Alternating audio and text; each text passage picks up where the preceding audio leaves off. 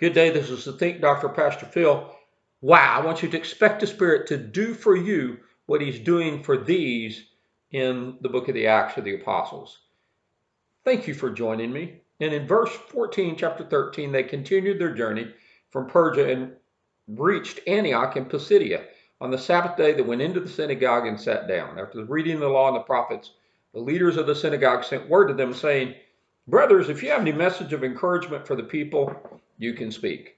How wonderful to be accepted and received, at least on the surface in the beginning. I work in many different types of congregations, and some are structured and everything has to be a perfect way, and everyone has to be a part of that denomination to even say two words. And some, the women can't get up on the platform, and I don't agree with that, but I'm just telling you it goes on.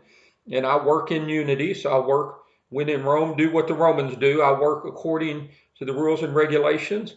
But sometimes somebody comes in and say, I was in a church a couple of weeks ago, and the pastor said, "Would you like to give remarks?" Just like this, he was doing the same thing. I love the openness. I know that pastor, they know me. I know many of the other ministers who were there. But he said, "Would you like to give remarks?" He honored my position in the kingdom. And it was a great moment. We need to do that with each other. We can't do that all the time. There are rules and regulations and boxes and things that need to be met. Okay, that's not necessarily bad.